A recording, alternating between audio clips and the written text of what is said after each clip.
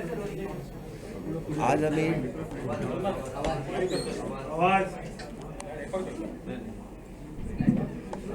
आम्ही drug free Mumbai या अभियानाला सुरुवात केलेली आहे. खरं तर आदरणीय मुख्यमंत्री महोदयांनी 30 दिवसाची एक मोहीम ही ड्रग फ्री महाराष्ट्रासाठी केलेली होती आणि मुंबईसाठी केलेली होती. आणि त्याच्यामध्ये जवळजवळ 250 कोटीपेक्षा जास्तचे ड्रग्ज हे जप्त झालेले आहेत. मोठ्या प्रमाणात पानटपऱ्या उद्ध्वस्त करण्यात आलेल्या होत्या. परंतु याला एक कंटिन्युटी लागते. म्हणून जसं आपण स्वच्छता मॉनिटर ही स्कीम सुरू केली तशीच ड्रग फ्री मुंबई याच सुरू केलेली आहे. आणि त्याच्यामध्ये विशेषतः शाळांचा सहभाग आणि त्याच्यामधून एक मुलांचं एक कॅडर निर्माण करायचं, मुलांचं कॅडर निर्माण करायचं असं आपण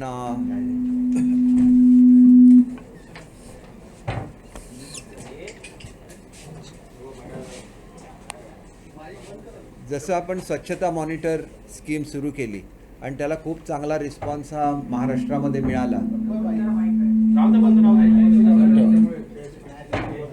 त्या स्वच्छता मॉनिटरमध्ये आपण मुलांमध्ये आणि पालकांमध्ये नागरिकांमध्ये जागृती केली. त्याच्यामध्ये कोणी कुठे कचरा टाकत असेल तर मुलं त्यांना अगोदर समजावून सांगतात, नाहीतर त्यांचे व्हिडिओज तयार करतात, ते त्या ठिकाणी शेअर केले जातात.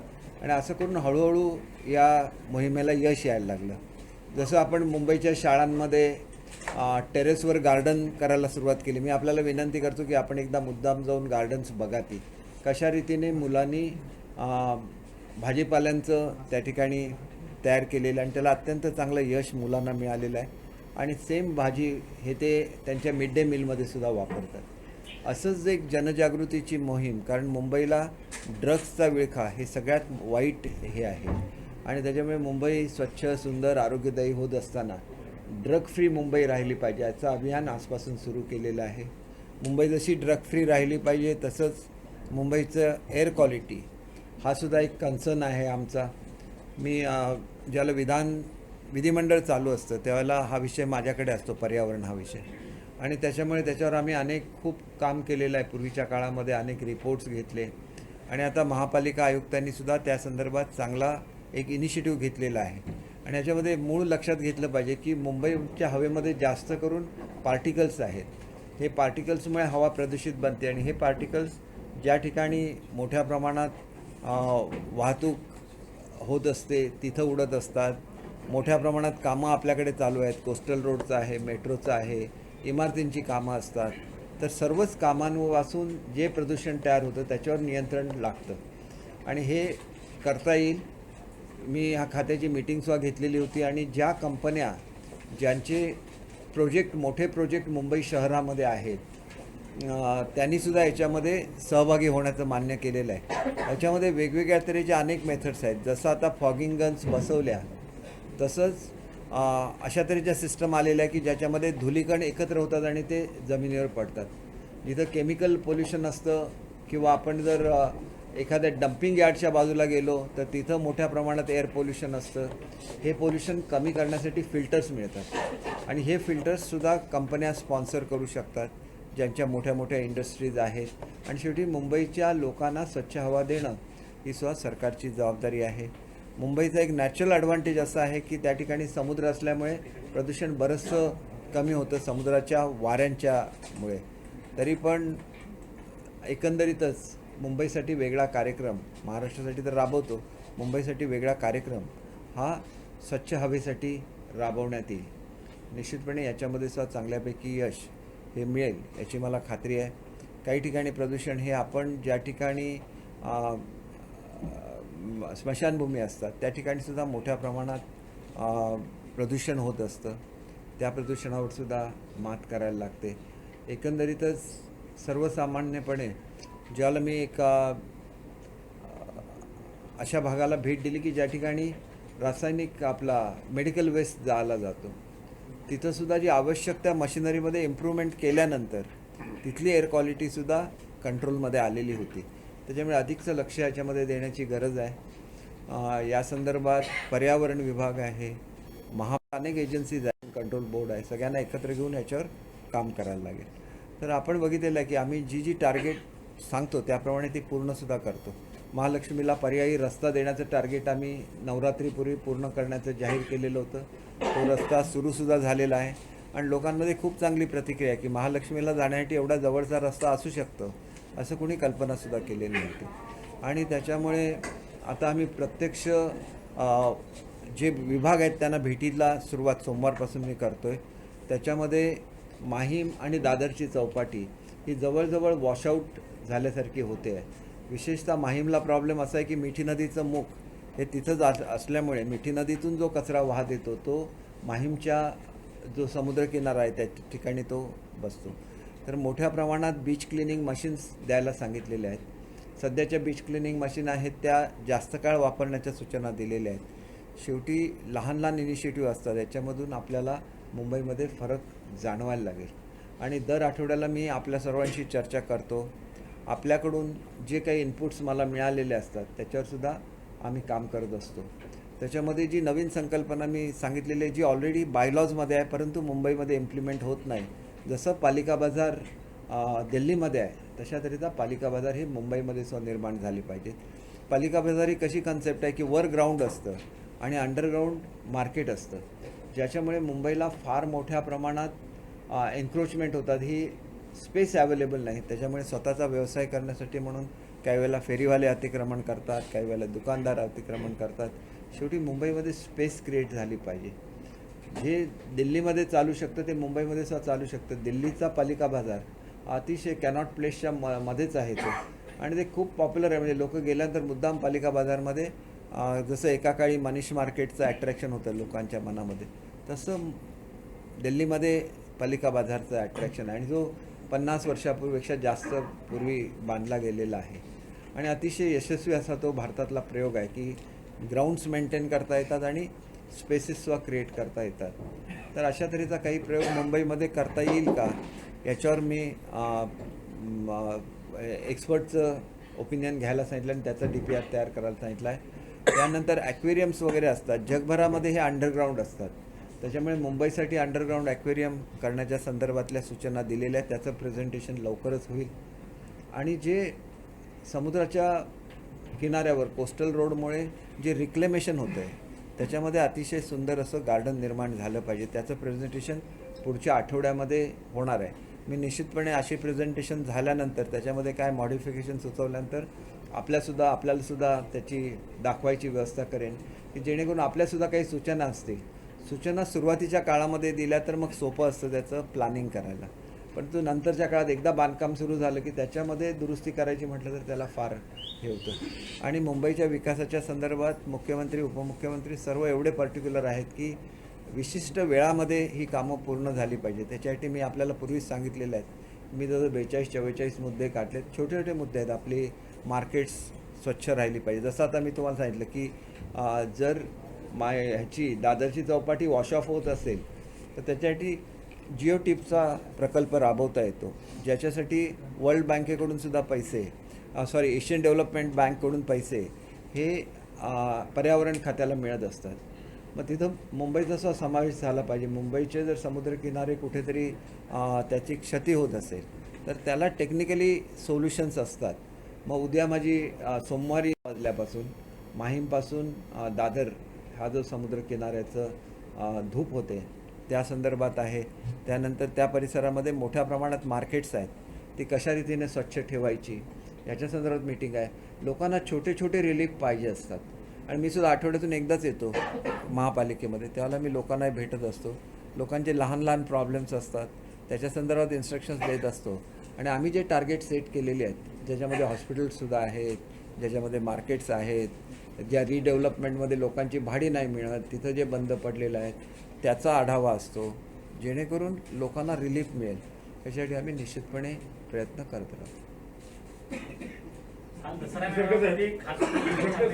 महापालिकेत असलेल्या लुटी संदर्भात खूप मोठी टीका केलेली आहे. प्रशासन आहे त्याचबरोबर राज्य सरकार मुंबई महापालिकेमध्ये प्रचंड प्रमाणात लूट करते अशा प्रकारचा थेट आरोप केलेला आहे. हे बघा, लूट करणाऱ्यांचं हे संपलेले आहे, म्हणजे त्यांची टर्म संपली. सध्या प्रशासकीय हे चालू आहे आणि त्याच्यामुळे काय काय लूट झाली त्याच्या संदर्भात लवकरच बाहेर येईल. मी काय याच्यावर स्टेटमेंट करणार नाही. लूट करणारे उलट, ह्याला मराठीमध्ये एक म्हण आहे, ती फारशी चांगली नाही आहे, परंतु त्याला चोराच्या उलट्या बोंबा असं म्हणतात मराठीमध्ये. म्हण वाईट आहे, परंतु ज्यावेळेला आपण दुसऱ्याकडे एक बोट दाखवतो त्यावेळेला 4 बोटं आपल्याकडे वळलेली असतात, हे नेहमीच लक्षात ठेवलं पाहिजे. आम्ही कोणावरही आरोप करत नाही. महापालिका ही जनतेची आहे आणि तिथल्या पैशाचा वापर हा जनतेसाठी झाला पाहिजे. आणि म्हणून मी माझ्या परीने पालकमंत्री म्हणून जे काय करता येतं आणि आम्हाला ज्या इन्स्ट्रक्शन्स असतात की मुंबईचा कायापालट झाला पाहिजे, निश्चितपणे आम्ही त्याच्यावर काम करत असतो. 12-12 वर्ष साध्या लोकांना नोटिसासुद्धा गेलेल्या नव्हत्या. आज डेव्हलपरना नोटिसा जायला लागल्या, गरीब लोकांची भाडी मिळायला लागली. मग तुमच्या काळात का मिळत नव्हती? 12-12 वर्ष यांना नोटिसा कोण देत नव्हतं? हे सगळं महापालिकेचंच काम आहे ना. प्रसंगी मी त्या प्रोजेक्टना लॉक लावायला सांगितलं, पोलिसांची मदत घ्या, काम बंद करायला सांगितलं, तिथं जाऊन लॉक लावत दुसऱ्या दिवशी लोकांचे पैसे मिळालेले आहेत. हे तुम्ही लोकांना विचारू शकता की हे घडतं आहे.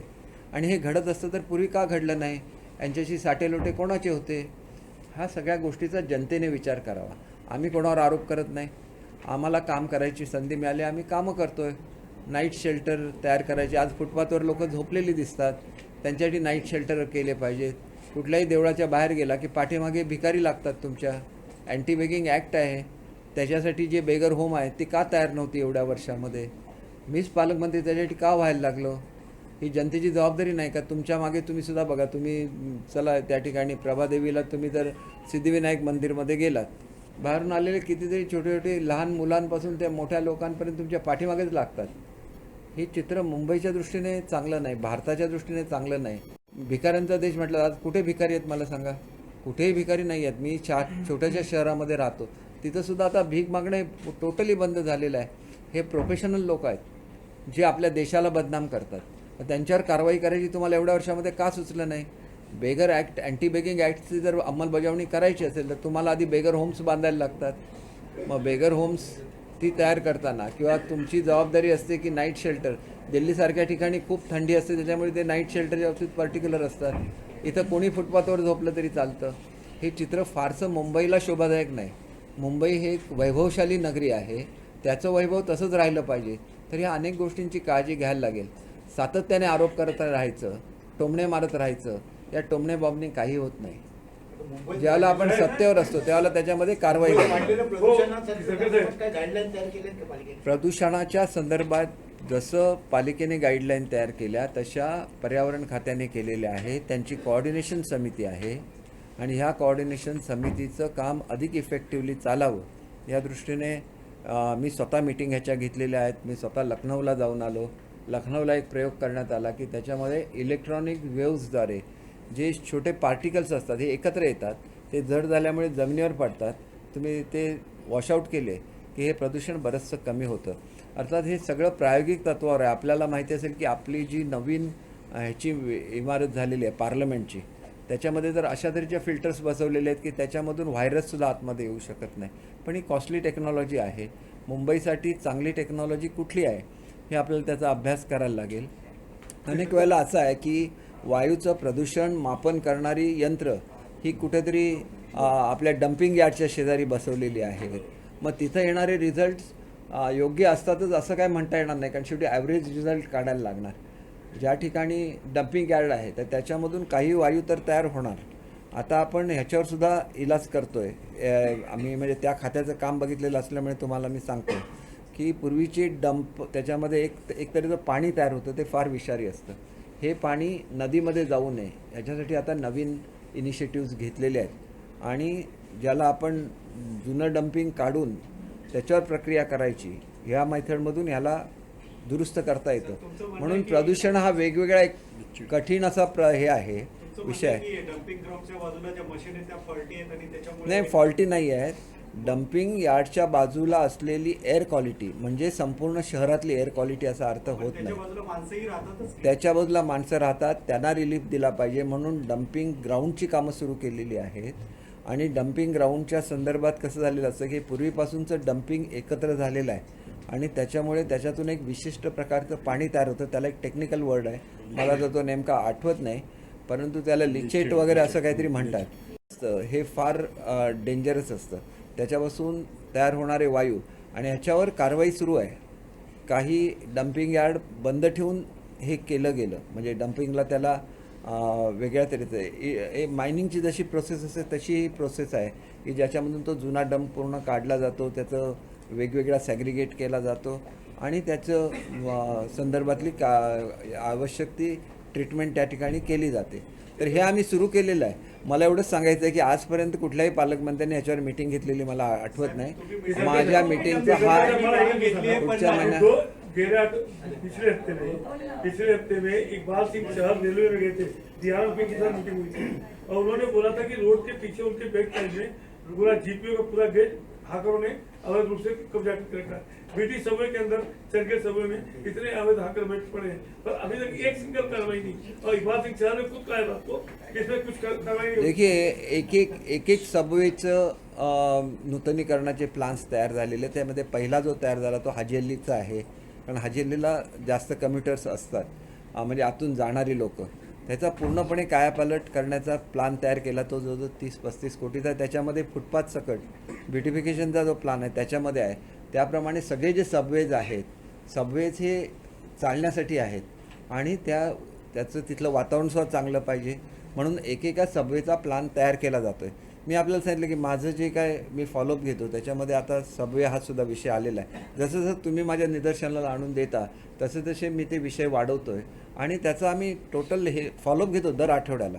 हे होतंय की नाही, हे होतंय की नाही. असं केलं नाही तर हे कधीच बदलणार नाही आणि त्याच्यामुळे आपल्याला टाईम नाही. मला असं ऑफ हँड काही सांगता येणार नाही. पर्टिक्युलर माहिती सांगितली तर ती मी घेऊन आपल्याला सांगू शकेन, परंतु याच्यावर आम्ही चांगल्यापैकी काम करतो आहे. त्याच्यानंतर मिठी नदीच्या प्रदूषणाच्या संदर्भात चांगलं काम करतो आहे. त्याच्या संदर्भातले जे ट्रीटमेंट प्लांट आहेत ते आता बसत आहेत. हळूहळू तुम्हाला मुंबई शहर पूर्णपणे बदललेलं दिसेल आणि काही बाबतीत आम्ही तर ॲक्शनसुद्धा घ्यायला सांगितलेली आहे. जसं आता मधली गल्ली असते, त्या गल्लीमध्ये सगळे कचरा टाकतात, ताबडतोब ह्याच्यावर कारवाया करायला सांगितलेल्या आहेत.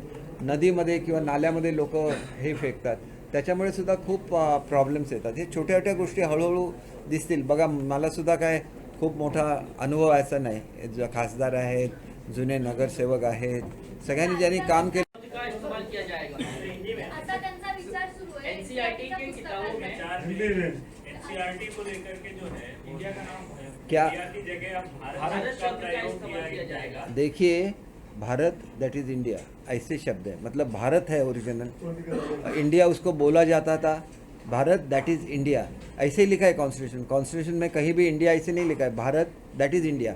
दैट मीन्स भारत ये ओरिजिनल नाम था हमारे कंट्री का. और जब कंट्री का डिवीज़न हुआ तब पाकिस्तान बना. तब हिंदुस्तान और पाकिस्तान डिवीज़न किस हिसाब से हुआ था? कौन से मुल्क में कौन से कौम के लोग रहते, इस पर डिवीज़न हुआ था. तो ये हिस्ट्री है. हिस्ट्री को कोई भुला नहीं सकता. और हिस्ट्री देखिए, मैं आपको एक चीज़ बोलना चाहता हूँ, जबकि मैं शिक्षा का भी मंत्री हूँ. देखिए, 6वीं सदी में पहला स्कूल बना इंग्लैंड में. उस स्कूल का मकसद क्या था कि उनके जो धार्मिक बिलीफ्स है उसको राइटिंग में लाना. इस तरह से 6वीं सदी में शुरू हो गया. और 4थे सदी में भारत में यूनिवर्सिटीज़ थी. गुरुकुल के लोग यूनिवर्सिटी में जा रहे थे. और इतना अगर हमारा पुराना इतिहास है शिक्षा के बारे में, उसके बारे में भी संशोधन होना चाहिए. कितने लोगों को मालूम है कि हमारी शिक्षा पद्धति इंग्लैंड से 200 साल पुरानी थी और तब वहाँ पे स्कूल नहीं था. उस वक्त भारत में यूनिवर्सिटीज़ थी. तो ये पक्की बात है कि इवेजन हो गया. उसमें नालंदा यूनिवर्सिटी को जला दिया गया और 6 महीने तक ये काम चल रहा था. सब किताबें जल रही थी. ये भी इतिहास है. एनसीईआरटी मध्ये कसा बदल करण्यात आलेला आहे? भारत सरकारने आलेला आहे. तसंच राज्यात देखील केला जाईल का? राज्याची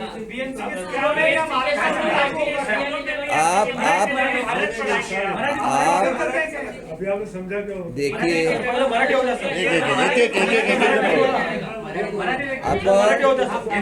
आपण एक प्रश्न एकदा विचारलं तर त्याचे मी उत्तर 100% देईन. ठाकरेंची सहानुभूती कुठेतरी ओसरताना आणि त्यांची गर्दी ओसरताना बघायला मिळालं असं तुम्हाला वाटतं का? कारण पुढचा दसरा बघा मला काय ह्या मीटिंग जी मी महापालिकेमध्ये घेतो त्याच्यामध्ये मी काही पॉलिटिकल कॉमेंट करत नाही, परंतु एकच आहे की आझाद मैदानाच्या संदर्भात सुद्धा ह्याच्याजवळ एवढं आहे आझाद मैदान. कधी कोणी असा विचार केलेला नाही की छत्रपती शिवाजी महाराजांचं नाव घ्यायचं, एखादा छत्रपती शिवाजी महाराजांचा पुतळा त्या आझाद मैदानावर सुद्धा असला पाहिजे. कारण नुसतंच आपण छत्रपतींचं नाव घ्यायचं आणि महापालिका व्हीटी सगळं समोर आहे, पण इथं छत्रपतींचं एकही आठवण दिसत नाही. या दृष्टीने मला वाटतं की काहीतरी विचार झाला पाहिजे. मी मुख्यमंत्री महोदयांशी साहब, बोलेन. इसी बिल्डिंग के पीछे आपके बहुत बड़ा ड्रग्स का कारोबार चलता है. इसी बिल्डिंग के जस्ट कोर्ट के बगल में क्या इतना चलता है? बड़ा ड्रग्स का कारोबार चलता है. ड्रग्स का कॉलेज है, देखिए, सेंट जेवियर्स कॉलेज है. ड्रग्स यहाँ पे के इतना बारे ड्रग्स का में- कारोबार चलता है. उसके ऊपर आपकी पुलिस कुछ नहीं करती, ना आपके लोग कार्य करते. देखिए, खाली नारा देना और लोगों को गुमराह करना. बिल्कुल ये नहीं. दोनों में जो फर्क क्या बात? आज तक ड्रग फ्री का मूवमेंट किसने चालू किया था, आप पूछिए ना. लास्ट वीक में 1 महीने का टारगेट दिया था सीएम साहब ने, वो पुलिस डिपार्टमेंट ने कंप्लीट किया. अगर कारोबार चलता होगा तो आपको 2 दिन में वो कारोबार ख़त्म हो जाएगा, इतना मैं कह सकता हूँ. जैसे मैं इसकी मीटिंग लेता हूँ, मैं कॉन्स्टेंटली पुलिस डिपार्टमेंट के टच में रहता हूँ, और जैसे ये मीटिंग चलती है आगे चल के एवरी 15 डेज़ पुलिस डिपार्टमेंट के साथ भी पुलिस हेडक्वार्टर में मीटिंग रहेगी. कोऑर्डिनेशन करना मेरा काम ही है. एनसीईआरटी की किताबों में इंडिया मुंबई कब तक सुख समस्या नहीं होना चाहिए. रिकामे आता आले तर आम्ही काही ऐकलं नाही, आम्ही आमर उपोषण करू असं. हे बघा, मी आपल्याला पुन्हा एकदा विनंती करतो, माझ्या पॉलिटिकल हे बघा, मी आपल्याला एक नम्र विनंती करतो सर्वांनाच. माझ्या पॉलिटिकल ज्या हे असतात प्रेस कॉन्फरन्स या नेहमी होत असतात कॉर्पोरेशनमध्ये. आज मी तुम्हाला उत्तर दिलं, परंतु पुढच्या ह्याच्यापासून फक्त कॉर्पोरेशनच्या संदर्भातली मी उत्तरं देईन. ही पॉलिटिकल प्रेस कॉन्फरन्स नाही. मी अधिकृतरित्या मुख्य प्रवक्ता आहे पक्षाचा, आणि त्याच्यासाठी माझ्या स्वतंत्र मीटिंग होतात. आमच्या इतर प्रवक्ते आहेत, त्यांच्या ऑफिशियल मीटिंग होतात. परंतु नेहमी कॉर्पोरेशन आणि पॉलिटिक्स याच्यामध्ये गल्लत होता कामा नये. हा स्पष्ट माझा एक विनंती आहे की आम्ही हे कन्स्ट्रक्टिव्ह काम करतो आहे. कन्स्ट्रक्टिव्ह कामाला कन्स्ट्रक्टिव्हच प्रसिद्धी मिळाली पाहिजे. पॉलिटिकल ह्याच्यासाठी आपल्याला भरपूर वेळ असतो, आणि पॉलिटिक्सशिवाय दुसरं काही चालतच नाही. अनेक पार्ट्या आहेत त्या 100% पॉलिटिक्सबद्दलच बोलतात. आम्ही तसं नाही, आम्ही विकासाबद्दल बोलतो, आणि विकासाच्या संदर्भात मी पत्रकारांना सगळ्यात जास्त माहिती असते.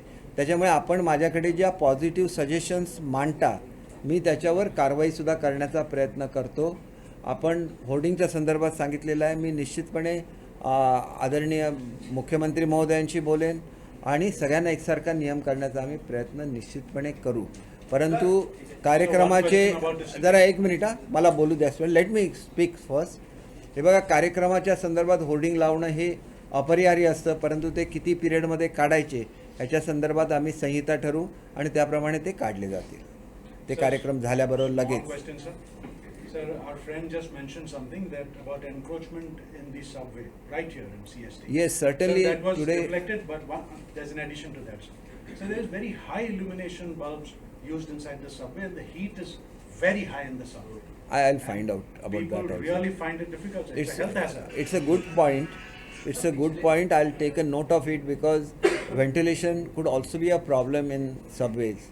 So Because we'll of the see heat, that. it's Because exacerbated. that air is to be sucked properly. So those system we while planning Haji Ali subway, we have taken care of that. So I that just used it yesterday to come to your venue. yes. So that is a very valid question which we will address, and henceforth subway will also be one of the topic that I'll take review of. Thank you. ये ward इधर बगल में कोई कार्रवाई नहीं. यहाँ पे आते हैं, वसूली करते हुए चले जाते हैं. क्या सबवे के देखिए, मैं तो हर हफ्ते कंप्लीट करने वसूली वाला बात है. देखिए, वसूली की बात नहीं हो रही और काम की बात कर रहा हूँ मैं. अरे भाई साहब सुनिए ना. आप लोग को वसूली लग रहा है. नहीं. हमारा कहने का मतलब क्या, CST स्टेशन आज मुंबई का छत्रपति शिवाजी महाराज टर्मिनस हुआ है. एक अपना एक वो है, स्तंभ है.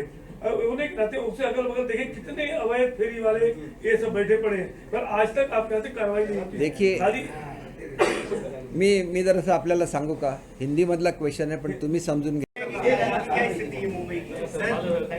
मुंबई की स्थिति बहुत अच्छी है, आप बिल्कुल इसके बारे में चिंता मत कीजिए। सर लेकिन जो पोल्यूशन को लेकर के Pollution- इसकी ये मतलब ये बनी हुई है सब वो है न्यूज है कि मुंबई में जो पोल्यूशन का जो स्तर है बहुत ज्यादा गिरा हुआ है, तो यहाँ पर बीएमसी क्या कर रही है और यहाँ पे राज्य सरकार उसकी तरफ से क्या एक्शन हो रहा है?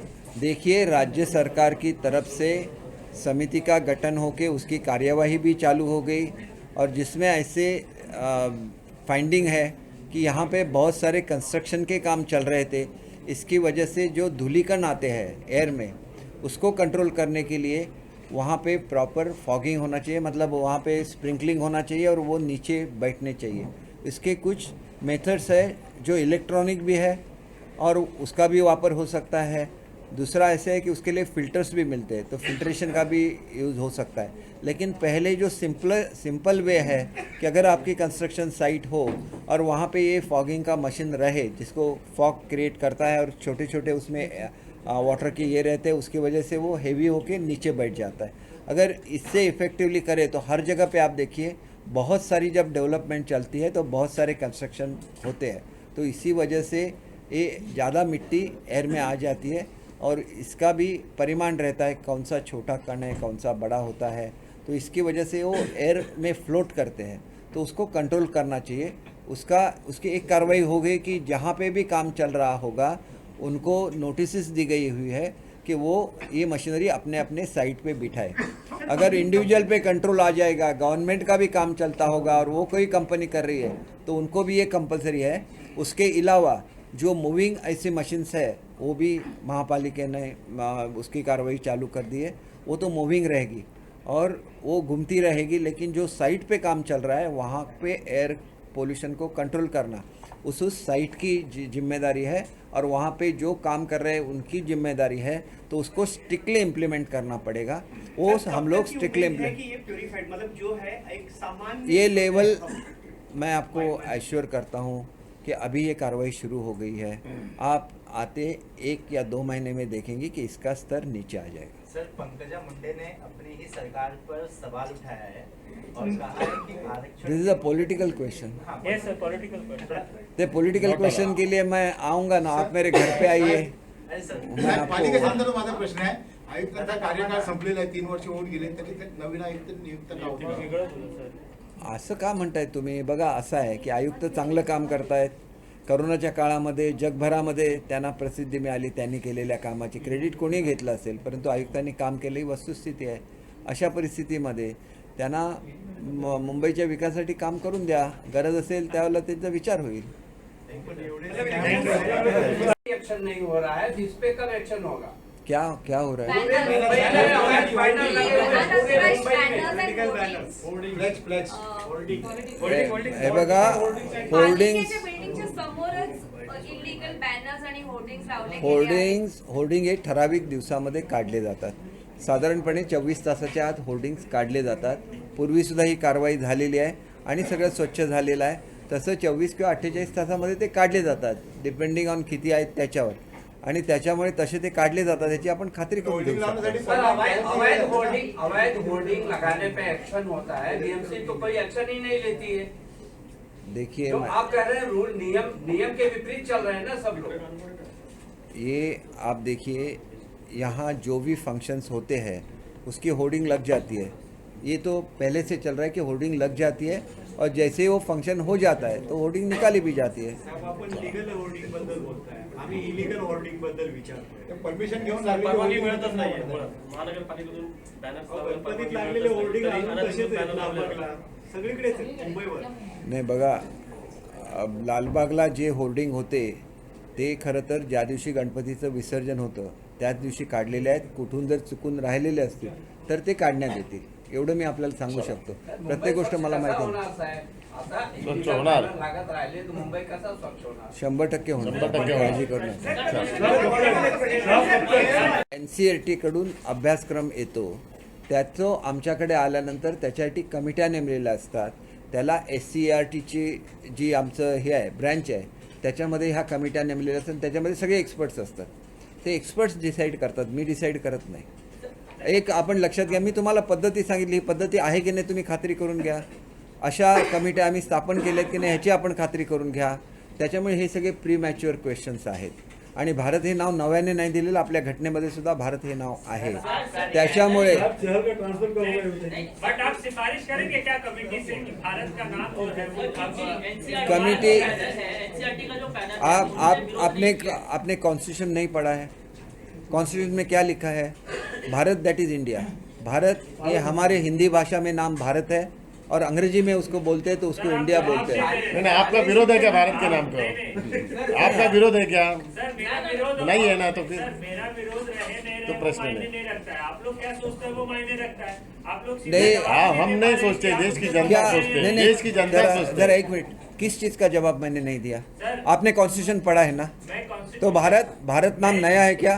कॉन्स्टिट्यूशन में क्या नाम लिखा है अपने कंट्री का? Bharat that is India. India English में है और जो भी लिखा है, लेकिन लिखा ये है कि अंग्रेजी में इंडिया रहेगा, हिंदी में भारत रहेगा. और भारत ये नाम है, इस देश का नाम भारत है. अरे आपको अगर यहाँ पर भी ऐसा होगा, ये ये सवाल है कि सर. राज्य सवाल है सर, क्या उसका होगा? ये सवाल देखिए पक्ष वाली बात नहीं है. देखिए यहाँ पे है तो मैंने आपको प्रोसीजर बता दिया. मैं किसी के पक्ष में हूँ या नहीं हूँ इसका सवाल नहीं होता है. जब एनसीईआरटी से सिलेबस बन के आता है तो उसको कन्वर्ट करना या एक्सेप्ट करना हर एक स्टेट की जिम्मेदारी रहती है. इसके लिए एक कमेटी रहती है, वो कमेटी डिसाइड करती है, मैं डिसाइड नहीं करता. मुंबई की बात कर रहे हैं जो सर हाँ। आप कह रहे हैं आप कह रहे हैं सर आप कह रहे हैं आप जरा एक मिनट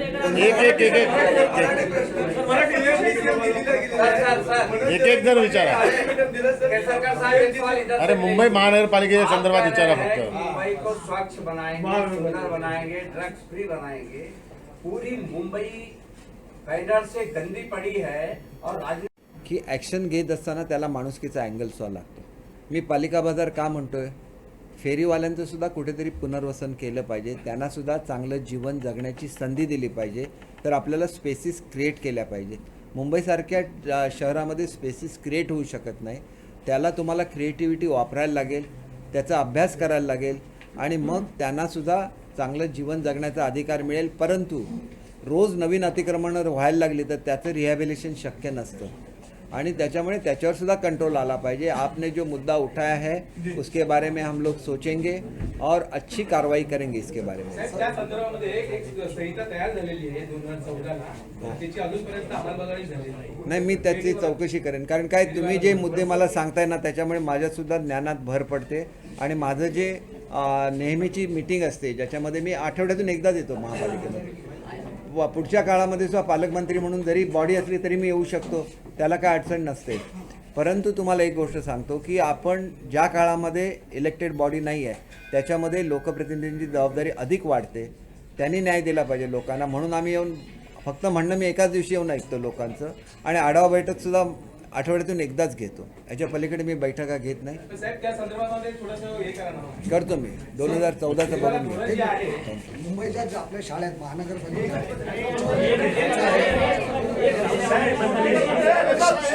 जी शाळेचा जो दर्जा आहे तो त्या लेवलला नाही आहे.